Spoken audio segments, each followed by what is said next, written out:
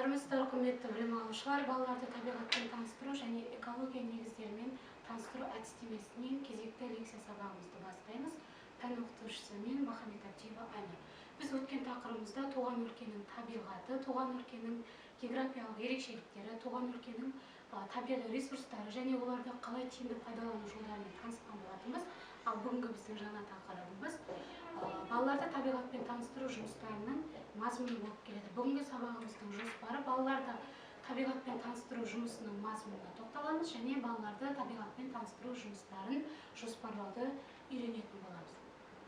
Жалпы осы табиғатпен және экология негіздерімен таныстыру сабағымыздың мақсаты білім алушыларға балаларды табиғатпен таныстыру және негізгі ұғымдары мен категориялар туралы түсінік қалыптастыру. Сонымен қатар білім алушыларға мектеп жасына дейінгі балаларды табиғатпен таныстыруға дайындау және білім алушыларды қоршаған ортаны табиғатты қорғауға, тануға, байытуға тәрбиелеу болып келеді. Ал алға қойған міндеті болашақ мамандарды табиғатпен таныстыру, балабақшада білім беретін оқу тәрбие үдерісін қарқынды жүзеге асыруға дайындығын қамтамасыз ететін әдістемелік білім мен біліктер жүйесін дамыту және де білім мазмұнын жаңарта отырып оқыту үдерісіне өзіндік іс-әрекетін ұйымдастыру және өзгенің тәжірибесін үйлестіру болып келеді екен. Балалар бақшасында мектеп жасына дейінгі балаларды табиғатпен, заттармен және құбылыстармен таныстырамыз. Сонымен қатар балаларды өсімдіктің түрлерін ажырата білуге, жергілікті жерлердің кең тараған құстары мен жануарларын дұрыс атауға үйретеміз. Балаларды табиғаттың ерекшеліктерімен таныстырамыз. Балаларды табиғат пен адам еңбегі арасындағы байланыс туралы түсінік қалыптастырып, табиғат аясында еңбек етуге үйретеді екенбіз. Жалпы балаларды табиғатпен таныстыруда мына 4 әдісті ұсынамын. Олар көрнекілік әдісі, практикалық әдіс, сөздік әдіс және элементарлы тәжірибелер әдісі болып келеді. Сонымен қатар осы көрсетілген төмендегі әдістерді ұсынуға болады.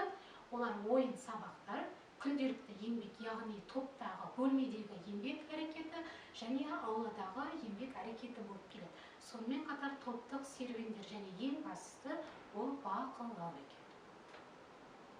Жалпы балалармен табиғатпен таныстырған кезде осы 2 шартты міндетті түрде сақтау керек. Бұл өте маңызды. Ең біріншісі балаларға табиғат мүйісінің болуы, яғни топта табиғат бұрышы міндетті түрде болу керек. Сонымен қатар топ учаскесінде еңбек етуге жағдайлар жасалынуы керек екен. Балаларды табиғатпен таныстыруда бірнеше талаптарды қатаң сақтау міндетті. Олар аймақтық компоненттерді, яғни жергілікті жер материалдарын қолдануымыз керек. Сонымен байланысты күтімге қарапайым, балдардың шамасына сай болу керек және берілген тапсырма көз тартарлық, әдемі болу керек екен. Сонымен қатар балалардың денсаулығына зиянсыз болуы өте маңызды. Балалар еркін жақындап, қызыға қарауға мүмкіндік туғызуымыз керек. Мысалы, қарапайым мысал, бөлмедегі гүлдерді балалар күтіп баптауы немесе күн жақсы түсетін жерге қоюын да жатқыза аламыз. Сонымен қатар құстарды ұстау әлемі, сонымен қатар құстардың күтімі, олардың балаларға денсаулығына зиян келтірмеуінде қадағалау өте маңызды екен.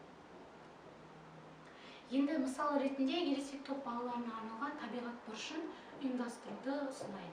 Ересек топ балалары санасында заттар мен олардың бөліктерін, қасиеттері мен көлемдерін, денесінің қасиеттерін, сан алуандығы, сапалығы арасында байланысты көру қалыптаса бастайды.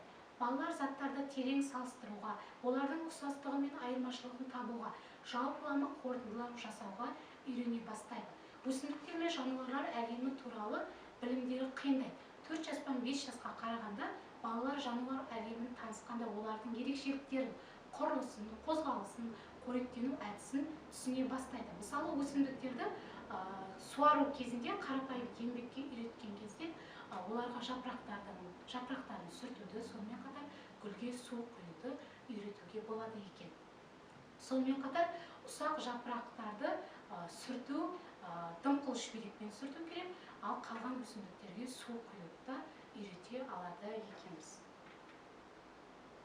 Енді балаларды табиғатпен таныстыруда жыл мезгілдерімен таныстыру және оларды бақылау өте маңызды болып келеді. Енді жыл мезгілдеріне тоқталатын болсам,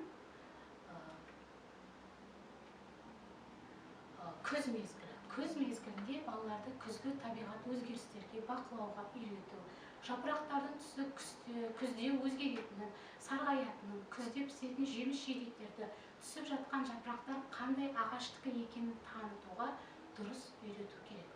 Күзгі табиғатқа деген қызығушылықтарын оятып, оларды аялауға, еңбексүйгіштікке тәрбиелеу өте маңызды.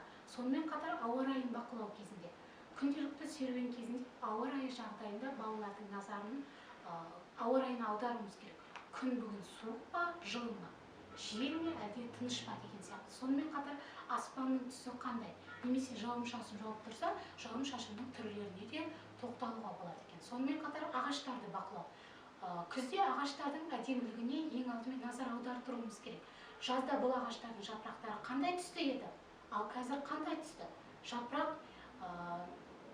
Жапырақтың түрлері қандай деген сияқты сұрақтар қою арқылы бақылауды жалғастыратын боламыз. Сонымен қатар күнделікті оқу қызметінде осы бақылаумен байланыстыра отырып, мысалы сурет оқу қызметінде жапырақтың суретін салғызуға болады екен. Енді еңбек тәрбиесіне тоқталатын болсақ, еңбек тәрбиесін жүргізу мақсатында тәрбиеші күнделікті тапсырмалар орындатады. Мысалы, қай суды, гүлді суару керек, қанша су құю керек, серуен кезінде жапырақтарды жинау керек, сонымен қатар ауланы шашпау керек деген сияқты еңбек әрекеттеріне үйретеміз. Енді келесі қыс мезгілі. Қыс мезгілі.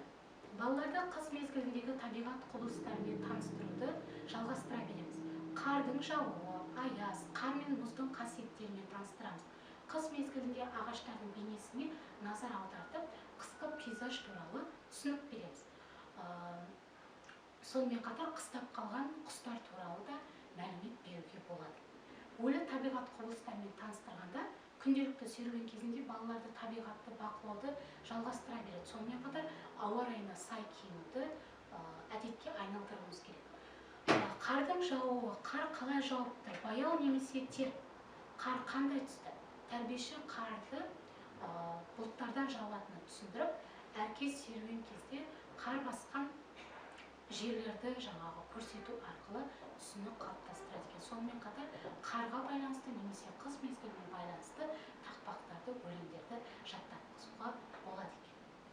Еңбек тәрбиесінде серуенге шығарда және кірерде өз-өзіне қызмет көрсетуге, яғни өздігінен киінуге үйрететін боламыз.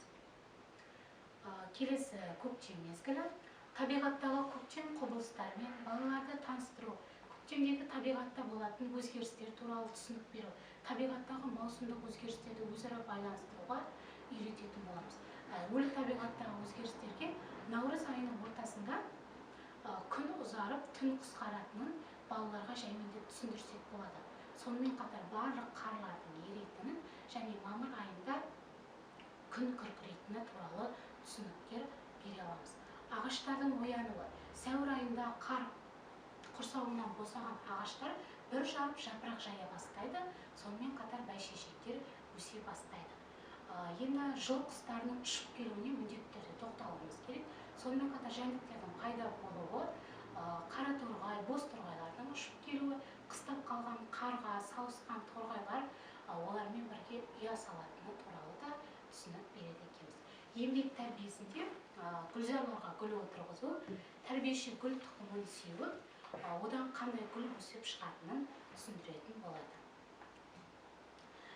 Енді соңғы жыл мезгіліміз ол жаз. Балаларды жаз маусымының ерекшеліктерін бақылауға және оларды өзара байланыстыра отырып үйретуіміз керек.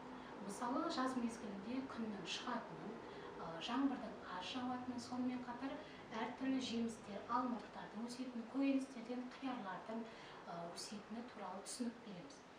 Өлі табиғатпен таныстырғанда серуен кезінде тәрбиеші балаларға табиғатты бақылауды, күн, жел, жауын-шашынға назар аударуын жалғастыратын боламыз.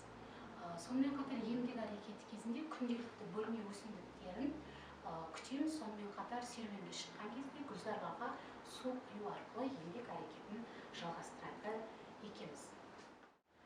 Осымен бүгінгі біздің сабағымыз аяқталуға жақын. Үйге теориялық тапсырмалар беремін. Теориялық тапсырмаға толық жауап беріңіздер. Сонымен қатар пайдаланған әдебиеттер сілтемесін қалдырдым. Осы әдебиеттерді пайдалана отырып үй тапсырмасын орындасаңыздар болады. осымен бүгінгі біздің сабағымыз аяқталды.